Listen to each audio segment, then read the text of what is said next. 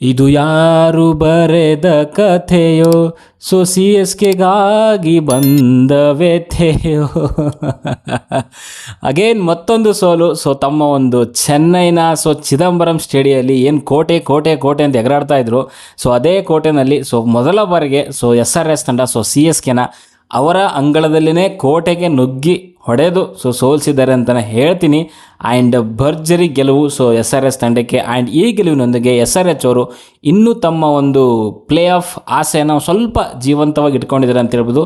ಸ್ವಲ್ಪ ಮಾರ್ಜಿನ್ ಅಂದರೆ ಕೆಲವು ಪರ್ಸೆಂಟೇಜ್ಗಳನ್ನ ಇಟ್ಕೊಂಡಿದ್ದಾರೆ. ಬಟ್ ಒಂದು ಕಡೆಗೆ ಸಿ ಎಸ್ ಕೆ ತಮ್ಮ ಒಂದು ಪ್ಲೇ ಆಫ್ ಹಾದಿನ ಆಲ್ಮೋಸ್ಟ್ ಮುಚ್ಕೊಂಡ್ಬಿಟ್ಟಿದೆ. ಬಿಕಾಸ್ ಏನಂತಂದರೆ ಆಲ್ರೆಡಿ ಇವಾಗ ಅವರು ಆಡಿರುವಂಥ 9 ಮ್ಯಾಚಲ್ಲಿ 7 ಮ್ಯಾಚ್ಗಳನ್ನ ಸೋತಿದ್ದಾರೆ.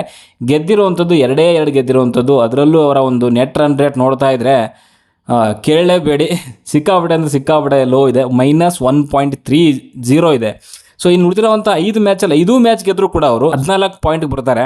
14 ಪಾಯಿಂಟಲ್ಲಿ ಪ್ಲೇ ಆಫ್ ಹೋಗುವಂಥದ್ದು ಅದು 10 ತಂಡಗಳ ನಡುವೆ ತುಂಬ ಕಷ್ಟ ಇದೆ. ಇವಾಗ ಟಾಪ್ 4ಅಲ್ಲಿ ತೊಗೊಳಕ್ಕೆ ಹೋದರೆ ಆಲ್ರೆಡಿ 3 ತಂಡಗಳು 12 ಪಾಯಿಂಟ್ ಇದೆ. ಇನ್ನೂ ಒಂದೊಂದು ಪಂದ್ಯ ಗೆದ್ದರೂ ಕೂಡ ಅವರು 14 ಪಾಯಿಂಟ್ಗೆ ಹೋಗ್ತಾರೆ ಮಿನಿಮಮ್ ಅಂದರೂ ಕೂಡ. ಇವಾಗ ಅವರಿಗೆ ಬ್ಯಾಲೆನ್ಸ್ ಇರೋದು ನೋಡ್ತಾ ಇದ್ದಾರೆ. ಇನ್ನು ಕೆಲವರಿಗೆಲ್ಲ 6 ಮ್ಯಾಚ್ ಬ್ಯಾಲೆನ್ಸ್ ಇರೋದ್ರಿಂದ ಮಿನಿಮಮ್ ಅಂತೂ 2-3 ಗೆದ್ದೇ ಗೆಲ್ತಾರೆ. ಅಂಥದ್ರಲ್ಲಿ ಸಿ ಎಸ್ ಕೆಗೆ 99.99 ಆಲ್ರೆಡಿ ಕ್ಲೋಸ್ ಆಗಿ ಹೋಗಿದೆ. ಆ ಒಂದು ಪ್ಲೇ ಆಫ್ ಡೋರ್ ಅಂತಲೇ ಹೇಳ್ತೀನಿ. ಸ್ಟ್ರಗಲ್ ಪಟ್ಟಿದ್ದಾರೆ, ಏನೂ ಮಾಡೋಕ್ಕಾಗಲ್ಲ. ದರಿದ್ರವಾಗಿ ಆಡಿದ್ದಾರೆ ಈ ಸೀಸನ್ನು. ಆ್ಯಂಡ್ ಅದರಲ್ಲೂ ಮುಖ್ಯವಾಗಿ ಗಾಯಕ್ವಾಡ್ ಅವ್ರನ್ನ ಆಚೆ ಕಳಿಸಿರುವಂಥದ್ದು ಖಂಡಿತವಾಗ್ಲೂ ದೊಡ್ಡ ಮಿಸ್ಟೇಕ್ಸ್ ಅಂತಲೇ ಹೇಳ್ತೀನಿ.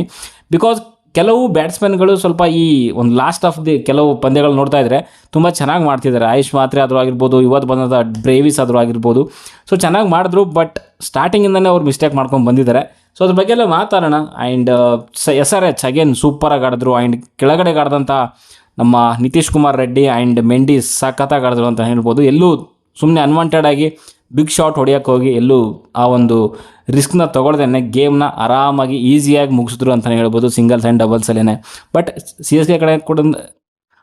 ಎಸ್ ಕೆ ಕಡೆಯಿಂದ ಕೂಡ ಅಷ್ಟೇ. ಬಾಲಿಂಗಲ್ಲಿ ಕೊನೆಯಲ್ಲೂ ಕೂಡ ಸ್ವಲ್ಪ ಅವರು ಪ್ರಾಬ್ಲಮ್ ಮಾಡಿಕೊಂಡ್ರು ಅಂತಲೇ ಹೇಳ್ಬೋದು. ಆ್ಯಂಡ್ ಟಾಸ್ ಗೆದ್ದಂಥ ಎಸ್ ಆರ್ ಎಚ್ ತಂಡದ ಕ್ಯಾಪ್ಟನ್ ಕುಮಿನ್ಸ್ ಅವರು ಬಾಲಿಂಗ್ನ ಆಯ್ಕೆ ಮಾಡ್ಕೊತಾರೆ. ಆ್ಯಂಡ್ ಫಸ್ಟು ಬ್ಯಾಟಿಂಗ್ ಇಳಿದಂತಹ C S K batsman Shaikh Rasheed ಅವರು ಫಸ್ಟ್ ಬಾಲಲ್ಲೇ ಮೊಹಮ್ಮದ್ ಶಮಿ ಅವರ ಬೌಲಿಂಗಲ್ಲಿ ಅಭಿಷೇಕ್ ಶರ್ಮಾ ಅವ್ರಿಗೆ ಕ್ಯಾಚ್ ಕೊಟ್ಟು ಔಟ್ ಆಗ್ತಾರೆ. ಆ್ಯಂಡ್ ಅವ್ರು ಔಟ್ ಆದಮೇಲೆ ಒಂದು ಚಿಕ್ಕದಾದಂಥ ಒಂದು ಪಾರ್ಟ್ನರ್ಶಿಪ್ ಬರುತ್ತೆ. 39 ರನ್ಗಳ ಒಂದು ಪಾರ್ಟ್ನರ್ಶಿಪ್ ಬರುತ್ತೆ. ಸ್ಯಾಮ್ ಕರ್ರನ್ ಆ್ಯಂಡ್ ಆಯುಷ್ ಮಾತ್ರೆ ಅವರ ಮಧ್ಯೆ. ಆ್ಯಂಡ್ ಆಯುಷ್ ಮಾತ್ರೆ ಸಖತ್ತಾಗಿ ಮಾಡಿದ್ರು. 13-19 ಬಾಲು 157 ಸ್ಟ್ರೈಕ್ ರೇಟ್. ಆ್ಯಂಡ್ ಇವತ್ತು ಸಿ ಎಸ್ ಕೆ ಕಡೆಯಿಂದ ಕೂಡ ಸುಮಾರು ಚೇಂಜಸ್ಗಳನ್ನ ಮಾಡಿಕೊಂಡ್ರು. ಅವರ ಒಂದು ಸ್ಕ್ವಾಡಲ್ಲಿ ಆಲ್ಮೋಸ್ಟ್ ಒಂದು 3 ಚೇಂಜಸ್ನ ಮಾಡಿದರು ಇವತ್ತು. ದೀಪಾ ಕೂಡ ತೊಗೊಂಡು ಬಂದಿದ್ದರು. ಆ್ಯಂಡ್ ಸ್ಯಾಮ್ ಕರ್ರನ್ ತೊಗೊಂಡು ಬಂದಿದ್ದರು. ಅಗೇನ್ ಡೇವಾಲ್ಡ್ ಬ್ರೇವಿಸ್ ಅವ್ರನ್ನ ತೊಗೊಂಡು ಬಂದಿದ್ದರು. ಈ ರೀತಿಯ ಒಂದು ಚೇಂಜಸ್ಗಳನ್ನು ಅವರ ಒಂದು ಪ್ಲೇಯಿಂಗ್ ಎಲೆವನ್ನಿತ್ತು ಅಂತ ಹೇಳ್ಬೋದು. And Ayush Mhatre 13-19 ball 157 strike rate. And Sam Curran ಅಂಥದ್ದೇನು ಇಂಪ್ಯಾಕ್ಟ್ ಮಾಡಲಿಲ್ಲ. ಅವ್ರನ್ನ ಕರ್ಕೊಂಡು ಬಂದರೂ ಕೂಡ ಕೇವಲ 9 ರನ್ನು 10 ಬಾಲಲ್ಲಿ. ಆ್ಯಂಡ್ ಅವರು ಕೂಡ ಬೇಗ ಔಟ್ ಆಗ್ತಾರೆ. ಆ್ಯಂಡ್ ಜಡೇಜಾ 21 in 17 ಒಂದು ಡೀಸೆಂಟ್ ಆಟ ಅಂತಲೇ ಹೇಳ್ಬೋದು. ಆ್ಯಂಡ್ ಡೇವಾಲ್ಡ್ ಬ್ರೇವಿಸ್ ಸೂಪರಾಗಿ ಆಡಿದ್ರು ಇವತ್ತು. ಫಸ್ಟ್ ಮ್ಯಾಚ್ ಆದರೂ ಕೂಡ ಫಸ್ಟ್ ಮ್ಯಾಚ್ ಅಂತ ಅನ್ನಿಸ್ಲೇ ಇಲ್ಲ. ಒಂದು ಒಳ್ಳೆ ಇಂಪ್ಯಾಕ್ಟ್ ಮಾಡಿದ್ರು. ಹಂಗೆ ನೋಡೋಕೆ ಹೋದರೆ ಅವರು ಯಾರಾದರೂ ಸ್ವಲ್ಪ ಅವ್ರಿಗೆ ಸಾಥ್ ಕೊಟ್ಟಿದ್ದಿದ್ರೆ ಮೇ ಬಿ ಇನ್ನೂ ಸ್ವಲ್ಪ ಬಿಗ್ ಸ್ಕೋರೇ ತೊಗೊಂಡು ಹೋಗ್ಬೋದಾಗಿತ್ತು ಅಂತ ಹೇಳ್ತೀನಿ. 42 ರನ್ ಮಾಡ್ತಾರೆ 25 ಬಾಲಲ್ಲಿ, 4 ಸಿಕ್ಸರ್ಗಳನ್ನ ತೊಗೊತಾರೆ. ಆ್ಯಂಡ್ 168 ಸ್ಟ್ರೈಕ್ ರೇಟಲ್ಲಿ ಬ್ಯಾಟ್ ಮಾಡ್ತಾರೆ. ಬಟ್ ಹರ್ಷಲ್ ಪಟೇಲ್ ಅವರ ಬೌಲಿಂಗಲ್ಲಿ ಕಮಿಂದು ಮೆಂಡಿಸ್ ಎಂಥ ಕ್ಯಾಚ್ ತೊಗೊಂಡವರು. ಒನ್ ಆಫ್ ದಿ ಸಖತ್ ಬೆಸ್ಟ್ ಕ್ಯಾಚ್ ಅಂತಲೇ ಹೇಳ್ತೀನಿ. 2025 IPL ತೊಗೊಳಕ್ಕೆ ಹೋದರೆ ಅದ್ಭುತವಾಗಿರುವಂಥ ಒಂದು ಆ ಡೈವು ಎಷ್ಟು ಸ್ಮೂತಾಗಿ ತೊಗೊಂಡ್ರು ಆ ಕ್ಯಾಚು ಅಂತಂದಿದ್ರೆ ಸೂಪರ್ ಆಗಿರೋಂಥ ಕ್ಯಾಚು. ಆ ಕ್ಯಾಚಿಂದ ಡೇವಾಲ್ಡ್ ಬ್ರೇವಿಸ್ ಅವರು ಔಟ್ ಆದರು ಅಂತಲೇ ಹೇಳ್ಬೋದು. ಆ್ಯಂಡ್ ಕೆಳಗಡೆಗೆ ಶಿವಮ್ ದುಬೆ ಈ ಒಂದು ಸೀಸನಲ್ಲಿ ಬ್ಯಾಟೇ ಅವ್ರದ್ದು ನಡೀತಾ ಇಲ್ಲ. 12 ರನ್ನು ಕೇವಲ 9 ಬಾಲಲ್ಲಿ. ಖರಾಬಾಗಿರೋ ಬ್ಯಾಟಿಂಗ್ ಅಂತಲೇ ಹೇಳ್ತೀನಿ. ದೀಪಾ ಕೂಡ 22 in 21 ball. Again one day match test match ಥರ ಆಡ್ತಿದ್ದಾರೆ. ದೀಪಾ ಕೂಡ ಅದು ಮೇ ಬಿ ತುಂಬ ಔಟ್ಡೇಟೆಡ್ ಪ್ಲೇಯರ್ ಅಂತ ಅನ್ನಿಸ್ತಾ ಇದೆ. ಅವ್ರನ್ನ ನೆಕ್ಸ್ಟ್ ಸೀಸನಿಂದ ನಾವು IPL ನೋಡೋದು ತುಂಬ ಕಷ್ಟ ಇದೆ. ಓಕೆ, ಅಗೇನ್ ಒಂದು ಟೈಮಲ್ಲಿ ಏನೋ ಅಂತಂದರೆ 114 ರನ್ ಇತ್ತು. 4 ವಿಕೆಟ್ ಕಳ್ಕೊಂಡು ಕೇವಲ 12.4 ಓವರ್ಗಳಲ್ಲಿ 114 ರನ್ಗೆ 4 ವಿಕೆಟ್ ಇತ್ತು. ಮೇ ಬಿ 170-180 ಗಂಟ ಟಾರ್ಗೆಟ್ ಇತ್ತು ಅವ್ರಿಗೆ. ಆ ಒಂದು ರನ್ ರೇಟ್ ಕೂಡ ಇತ್ತು ಅವ್ರಿಗೆ. 114 4 ವಿಕೆಟು 12.4. ಇನ್ನೂ 44 ಬಾಲ್ ಇತ್ತು ಅವ್ರಿಗೆ. ಮೇ ಬಿ 44ರಲ್ಲಿ ಒಂದು 60 ರನ್ ಆದರೂ ಬರಬೇಕಿತ್ತು. ಆ ಲೆಕ್ಕ ತೊಗೊಳ್ಕೊಂಡ್ರೆ 175 ಆಗಬೇಕಿತ್ತು. ಬಟ್ ಕೆಳಗಡೆ ಬಂದಂಥ ಬ್ಯಾಟ್ಸ್ಮನ್ ಯಾರು ಕೂಡ ಆಡಲಿಲ್ಲ. ಧೋನಿ ಕೂಡ ಆಡಲಿಲ್ಲ, ಅನ್ಶುಲ್ ಕಂಬೋಜು, ನೂರ್ ಅಹ್ಮದ್ ಬಾಲರ್ ಬಗ್ಗೆ ಜಾಸ್ತಿ ನಾವು ನಿರೀಕ್ಷೆ ಮಾಡಿ ಇಟ್ಕೊಳ್ಳೋಕ್ಕಾಗಲ್ಲ. ಬಟ್ ಧೋನಿ, ದೀಪಕ್ ಕೂಡ, ಶಿವಮ್ ದುಬೆ ಬೇಗ ಔಟ್ ಆಗಿರೋದ್ರಿಂದ ಸೊ ಅಲ್ಲಿ ಕೇವಲ ಕೊನೆಯಲ್ಲಿ ಏನು 44 ಬಾಲ್ ಇದೆ, ಅದರಲ್ಲಿ ಬಂದಿರುವಂಥದ್ದು ಕೇವಲ 40 ರನ್ನು. ಬಾಲ್ಸ್ ಪರ್ ರನ್ ಕೂಡ ಬಂದಿಲ್ಲ. ಸೊ 44 ಬಾಲಲ್ಲಿ ಕೇವಲ 40 ರನ್ ಬಂದು ಸೊ 6 ವಿಕೆಟ್ಗಳನ್ನ ಕಳ್ಕೊತಾರೆ. ಸೊ ಅದರಲ್ಲಿ ಗೊತ್ತಾಗುತ್ತೆ ಇವರ ಒಂದು ಲೋವರ್ ಆರ್ಡರ್ ಯಾವ ರೀತಿಯಲ್ಲಿ ಬ್ಯಾಟಿಂಗ್ ಇದೆ ಅಂತ. ಧೋನಿಯವರು ಈ ಮ್ಯಾಚಲ್ಲಿ ಕ್ಲಿಕ್ ಆಗಲಿಲ್ಲ, ಸೊ ಔಟ್ ಆಗ್ತಾರೆ ಹರ್ಷಲ್ ಪಟೇಲ್ ಬೌಲಿಂಗಲ್ಲಿ. ಸೊ ಅಭಿಷೇಕ್ ಶರ್ಮಾಗೆ ಕ್ಯಾಚ್ ಕೊಟ್ಟು ಔಟ್ ಆಗ್ತಾರೆ. ಅದೇ ಒಂದು ಕಾರಣ. ಸೊ ಧೋನಿ ಔಟ್ ಆಗಿರೋದ್ರಿಂದ ಕೇವಲ 40 ರನ್ನು 44 ಬಾಲಲ್ಲಿ. ಸೊ ಇವರ ಒಂದು ಇನ್ನಿಂಗ್ಸು 154 ರನ್ಗಳಿಗೆ ಸೊ ಆಲ್ಔಟ್ ಆಗ್ತಾರೆ, ಇನ್ನೂ ಒಂದು ಬಾಲ್ ಇರೋ ಒಂದು ಇದಕ್ಕೇನೆ. ಸೊ ನಿಜವಾಗ್ಲೂ ಖಂಡಿತವಾಗ್ಲೂ ಒಂದು 25 ರನ್ಸ್ ಶಾರ್ಟ್ ಆದರು ಅಂತಲೇ ಹೇಳ್ತೀನಿ. ಬಾಲಿಂಗಲ್ಲಿ ತೊಗೊಳಕ್ಕೆ ಹೋದರೆ ಶಮಿ ಅವರು ಸೊ ಒಂದು ವಿಕೆಟ್ ತೆಗಿತಾರೆ, ಬಟ್ ಸಿಕ್ಕಾಪಟ್ಟೆ ದುಬಾರಿ ಆದರು. So 3 ಓವರಲ್ಲಿ 28 run. ಬಟ್ ತುಂಬ ಚೆನ್ನಾಗಿ ಮಾಡಿರುವಂಥದ್ದು ಅಂತಂದರೆ ಕುಮಿನ್ಸ್ ಅವರು 4 ಓವರಲ್ಲಿ 21 ರನ್ ಕೊಡ್ತಾರೆ, 2 ವಿಕೆಟ್ ಕೂಡ ತೆಗಿತಾರೆ. ಸೊ 5.2 ಇದೆ ಎಕಾನಮಿ ರೇಟು. ಸೊ ಅದು ಅದ್ಭುತವಾಗಿ ಮಾಡಿದ್ರು. ಆ್ಯಂಡ್ ಉನ್ನದ್ಕಟ್ಟು ಕೂಡ ಅಷ್ಟೇ 2 ವಿಕೆಟ್ ತೆಗಿತಾರೆ, 2.5 ಒಂದು ಓವರಲ್ಲಿ ತುಂಬ ಚೆನ್ನಾಗಿ ಮಾಡಿದ್ರು. ಬಟ್ ಹರ್ಷಲ್ ಪಟೇಲ್ ಅವರು ಸೊ 4 ಓವರಲ್ಲಿ 4 ವಿಕೆಟ್ ತೆಗಿತಾರೆ. ಡೆತ್ ಓವರಲ್ಲಿ ತುಂಬ ಚೆನ್ನಾಗಿ ಮಾಡಿದ್ರು ಹರ್ಷಲ್ ಪಟೇಲ್. ಸೊ ಅದರಿಂದನೇ ಒಂದು ರನ್ಗಳಿಗೆ ಕಟ್ಟಾಕಾಯಿತು ಅಂತಲೇ ಹೇಳ್ತೀನಿ. ಆ್ಯಂಡ್ ಈ ಒಂದು ರೆಸ್ಪೆಕ್ಟೆಡ್ ಟೋಟಲ್ನ ಬೆನ್ನತ್ತದಂಥ ಸನ್ರೈಸರ್ಸ್ ಹೈದರಾಬಾದ್ ಅವರು ಕೂಡ ಫಸ್ಟು ಓವರಲ್ಲಿನ 2ನೇ ಬಾಲಲ್ಲಿ ಅಭಿಷೇಕ್ ಶರ್ಮಾ ಅವ್ರನ್ನ ಕಳ್ಕೊತಾರೆ. ಖಲೀಲ್ ಅಹ್ಮದ್ ಅವರ ಬೌಲಿಂಗಲ್ಲಿ ಆಯುಷ್ ಮಾತ್ರ ಅವರು ಸೂಪರ್ ಆಗಿರುವಂಥ ಒಂದು ಕ್ಯಾಚ್ ಹಿಡಿತಾರೆ. ಸೊ 0ಗೆ ಔಟ್ ಆಗ್ತಾರೆ ಅಭಿಷೇಕ್ ಶರ್ಮಾ ಅವರು ಇವತ್ತು. ಆ್ಯಂಡು ಅದಾದಮೇಲೆ ಹೆಡ್ ಆ್ಯಂಡ್ ಇಶಾನ್ ಕಿಶನ್ ಒಂದು ಡೀಸೆಂಟ್ ಒಂದು ಪಾರ್ಟ್ನರ್ಶಿಪ್ ಅಂತಲೇ ಹೇಳ್ತೀನಿ. 37 ರನ್ ಪಾರ್ಟ್ನರ್ಶಿಪ್ ಮಾಡ್ತಾರೆ. ಅಗೇನ್ ಟ್ರೇವಿಸ್ ಹೆಡ್ ಕೂಡ ಬೇಗ ಔಟ್ ಆಗ್ತಾರೆ. ಸೊ ಅಲ್ಲಿ ಅನ್ಶುಲ್ ಕಂಬೋಜ್ ಅವರ ಬಾಲಲ್ಲಿ ಸೊ ಬೋಲ್ಡ್ ಆಗ್ತಾರೆ. 19 ರನ್ನು 16 ಒಂದು ಬಾಲಲ್ಲಿ 4 ಬೌಂಡ್ರಿಗಳನ್ನ ತೊಗೊತಾರೆ. 118 ಸ್ಟ್ರೈಕ್ ರೇಟ್ ಇರುತ್ತೆ. ಅದಾದಮೇಲೆ ಇಶಾನ್ ಕಿಶನ್ ಇವತ್ತು ತುಂಬ ಚೆನ್ನಾಗಿ ಆಡಿದ್ರು. 44 in 34, 130 ಸ್ಟ್ರೈಕ್ ರೇಟ್ ಇದ್ದರೂ ಕೂಡ ಆ ಒಂದು ಇನ್ನಿಂಗ್ಸಿಗೆ ಏನು ಬೇಕಿತ್ತು ಸೊ ಆ ಒಂದು ಆಟ ಆಡಿದ್ರು ಅಂತಲೇ ಹೇಳ್ಬೋದು.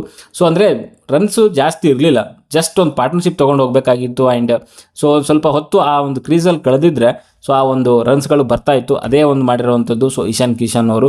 ಸೊ ಸ್ಯಾಮ್ ಕರ್ರನ್ ಕ್ಯಾಚ್ ಹಿಡಿತಾರೆ ನೂರ್ ಅಹ್ಮದ್ ಅವರ ಬೌಲಿಂಗಲ್ಲಿ. 44 in 34 ಬಾಲಲ್ಲಿ 5 ಬೌಂಡ್ರಿ, 1 ಸಿಕ್ಸರು. ತುಂಬ ಚೆನ್ನಾಗಿ ಮಾಡಿದ್ರು ಅಂತಲೇ ಹೇಳ್ತೀನಿ. Klaasen and Aniket Verma. So Aniket Verma ಒಂದು 19 in 19 ಬಾಲು. ಸೊ 19 ರನ್ನು 19 ಬಾಲಲ್ಲಿ ಒಂದು 100 ಸ್ಟ್ರೈಕ್ರಲ್ಲಿ ಮಾಡಿದ್ರು. ಬಟ್ ಕ್ಲಾಸೆನ್ ಇವತ್ತು ಆಡಲಿಲ್ಲ. ಲಾಸ್ಟ್ ಮ್ಯಾಚಲ್ಲಿ ಒಂದು ತುಂಬ ಚೆನ್ನಾಗಿ ಮಾಡಿದರು, 70 ರನ್ ಮಾಡಿದರು. ಬಟ್ ಈ ಒಂದು ಮ್ಯಾಚಲ್ಲಿ ಸೊ ಜಡೇಜಾ ಅವರ ಒಂದು ಬಾಲಲ್ಲಿ ಸೊ ದೀಪಕ್ ಹೂಡಾ ಅವರಿಗೆ ಕ್ಯಾಚ್ ಕೊಟ್ಟು ಔಟ್ ಆಗ್ತಾರೆ. ಆ್ಯಂಡ್ ಕೆಳಗಡೆಗೆ ಒಂದು ಜವಾಬ್ದಾರಿ ಬಂದಿರುವಂಥದ್ದು ಅಲ್ಲಿ Kamindu Mendis and so Nitish Reddy. So ಇಬ್ಬರು ಕೂಡ ಸೂಪರಾಗಿ ಮಾಡಿದ್ರು ಅಂತಲೇ ಹೇಳ್ಬೋದು. ಅನಿಕೇತ್ ವರ್ಮಾ 2 ಸಿಕ್ಸರ್ ತೊಗೊತಾರೆ. ಆ್ಯಂಡ್ ಕುಮಿಂದು ಮೆಂಡಿಸ್ ಆ್ಯಂಡ್ ನಿತೀಶ್ ರೆಡ್ಡಿ ಕೊನೆಯಲ್ಲಿ ಸೂಪರಾಗಿ ಆಡಿದ್ರು ಅಂತಲೇ ಹೇಳ್ಬೋದು. ಸೊ ಎಲ್ಲೆಲ್ಲಿ ಬೌಂಡ್ರಿಗಳನ್ನ ತೊಗೊಬೇಕು ಅಲ್ಲಿ ತೊಗೊಂಡ್ರು. ಆ್ಯಂಡ್ CSK ಬೌಲರ್ಸ್ಗಳು ಕೂಡ ಅಷ್ಟೇ ನೋ ಬಾಲ್ಗಳು ಆ್ಯಂಡ್ ಅನ್ವಾಂಟೆಡ್ ಆಗಿರುವಂಥ ವೈಡ್ಗಳು ಸೊ ಎಲ್ಲ ಹಾಕ್ಬಿಟ್ಟು ಒಂದು ಸ್ವಲ್ಪ SRH ಅವರಿಗೆ ಈಸಿ ಮಾಡಿಕೊಟ್ರು ಅಂತಲೇ ಹೇಳ್ಬೋದು ಈ ಒಂದು ರನ್ನ ಚೇಸ್ ಮಾಡಲಿಕ್ಕೆ.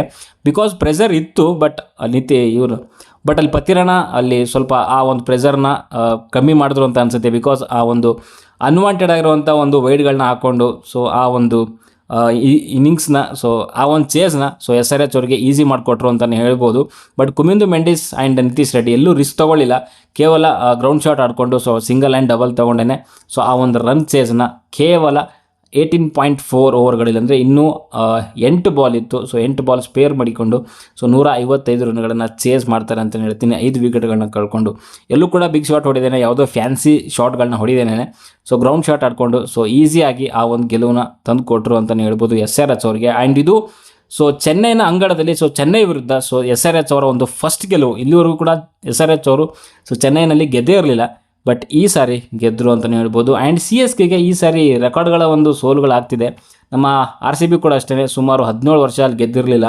ಸೊ ಅಲ್ಲಿ ಅದು ಗೆದ್ದಿತ್ತು. ಆ್ಯಂಡ್ ಇವಾಗ ಸೊ SRH ಅವರು ಒಂದು ಮ್ಯಾಚ್ ಗೆದ್ದಿರಲಿಲ್ಲ, ಬಟ್ ಈ ಸಾರಿ ಸೊ ಅಲ್ಲಿ ಗೆಲುವು ಸಿಕ್ಕಿದೆ ಅಂತಲೇ ಹೇಳ್ಬೋದು. ಆ್ಯಂಡ್ ಈ ಗೆಲುವಿನೊಂದಿಗೆ SRH ಅವರು ತಮ್ಮ ಒಂದು ಇನ್ನೂ ಜೀವಂತವಾಗಿ ಇಟ್ಕೊಂಡಿದ್ದಾರೆ play of Adi. But CSKಗೆ almost gone ಅಂತಲೇ ಹೇಳ್ಬೋದು. ಇನ್ನು ಅವರು ಈ ಒಂದು ವರ್ಷದ ಪ್ಲೇ ಆಫ್ನ ಮರೆತು ಬಿಡೋದು ಒಳ್ಳೆಯದು ಅಂತ ಹೇಳ್ಬೋದು. ಆ್ಯಂಡ್ ಅವರ ಒಂದು ಕೋಚ್ ಸ್ಟಿಫನ್ ಫ್ಲೇಮಿಂಗ್ ಹೇಳ್ತಾಯಿದ್ರು ಸೊ ಲಾಸ್ಟ್ ಇಯರ್ ಏನು RCB ಒಂದು ಬ್ಲೂ ಪ್ರಿಂಟ್ ಹಾಕಿ ಕೊಟ್ಟಿದೆ ನಮಗೆ. ಅಂದರೆ ಅವರೇನು 7 ಮ್ಯಾಚ್ಗಳಲ್ಲಿ 2 ಮ್ಯಾಚನ್ನು ಗೆದ್ದಿದ್ವಿ, ಅದಾದಮೇಲೆ ನಾವು ಪ್ಲೇ ಆಫ್ಗೆ ಹೋಗಿದ್ವಲ್ಲ, ಸೊ ಅದನ್ನು ಬ್ಲೂ ಪ್ರಿಂಟ್ ಅಂತ ಅಂದ್ಕೊಂಡಿದ್ದಾರೆ. ನಾವು ಕೂಡ ಅದೇ ರೀತಿಯಲ್ಲಿ ಬೌನ್ಸ್ ಬ್ಯಾಕ್ ಮಾಡ್ತೀವಿ ಅನ್ನೋ ಒಂದು ಮಾತನ್ನು ಹೇಳ್ತಾಯಿದ್ರು. ಸೊ ಅದನ್ನ ನೋಡಿ ನನಗನ್ನಿಸ್ತು, ಪರವಾಗಿಲ್ಲ ಗುರು, CSK ಒಂದು ಇವರು ಕೂಡ RCBನ ಒಂದು ಇನ್ಸ್ಪಿರೇಷನಾಗಿ ತೊಗೊತಿದ್ದಾರೆ ಅಂತ ಅನ್ನಿಸ್ತು. ಬಟ್ RCBನೇ CSKನೇ. ಬಿಕಾಸ್ RCBನಲ್ಲಿ ಆ ಒಂದು ಫೈರ್ ಇತ್ತು. ಬಟ್ ಈ ಸಿ ಎಸ್ ಕೆನಲ್ಲಿ ಆ ಫೈರ್ ಕಾಣಿಸ್ತಾ ಇಲ್ಲ. ಡೆವಲ್ಡ್ ಬ್ರೇವಿಸ್ ಅಂತ ಒಂದು ಬ್ಯಾಟ್ಸ್ಮನ್ಗಳು ಬೇಕು ಆ್ಯಂಡ್ ಅಟ್ಯಾಕಿಂಗ್ ಬೌಲರ್ಗಳು ಬೇಕು. ಪತಿರಣ ಮೇಲೆ ನೀವು 100% ಅವ್ರ ಮೇಲೆ ಡಿಪೆಂಡ್ ಆದರೆ ಕಷ್ಟ ಇದೆ. ಅವರು 1-2 ಬಾಲ್ ಚೆನ್ನಾಗಿ ಹಾಕ್ಬೋದು, 2 ಬಾಲು ವೈಡೇ ಒಗಿತಾರೆ. ಸೊ ಅಂಥವ್ರ ಮೇಲೆ ಒಬ್ಬರ ಮೇಲೇ ಎಷ್ಟು ಅಂತ ಡಿಪೆಂಡ್ ಆಗ್ತೀರಾ? ಸೊ ಕಷ್ಟ ಇದೆ ಸಿ ಎಸ್ ಕೆ ಅದು ಬೌನ್ಸ್ ಬ್ಯಾಕ್ ಆಗುವಂಥದ್ದು. ಆಲ್ಮೋಸ್ಟ್ ವಾನ್ ಅಂತಲೇ ಹೇಳ್ತೀನಿ. SRH ಅಂತೂ ಇನ್ನೂ ಸ್ವಲ್ಪ ಪ್ಲೇ ಆಫ್ ಒಂದು ಇದನ್ನು ಕಾಪಾಡ್ಕೊಂಡಿದ್ದಾರೆ ಅಂತ ಹೇಳ್ಬೋದು. ಸೊ ನಿಮಗೆ ಅನ್ನಿಸ್ತು ಇವತ್ತಿನ CSK ಆ್ಯಂಡ್ SRH ಬಗ್ಗೆ ಅಂತ ಕಮೆಂಟ್ ಬಾಕ್ಸಲ್ಲಿ ತಿಳಿಸಿ. ಸೊ ಸದ್ಯಕ್ಕೆ ವಿಡಿಯೋದಲ್ಲಷ್ಟೇ. ವಿಡಿಯೋ ಇಷ್ಟದ ಲೈಕ್ ಮಾಡಿ, ಶೇರ್ ಮಾಡಿ, ಚಾನಲ್ ಸಬ್ಸ್ಕ್ರೈಬ್ ಮಾಡ್ಕೊಳ್ಳಿ ಅಂತ ಹೇಳ್ತಾ ಮುಂದಿನ ವಿಡಿಯೋದಲ್ಲಿ ಸಿಗೋವರೆಗೂ ಟಾಟಾ, ಬಾಯ್ ಬಾಯ್.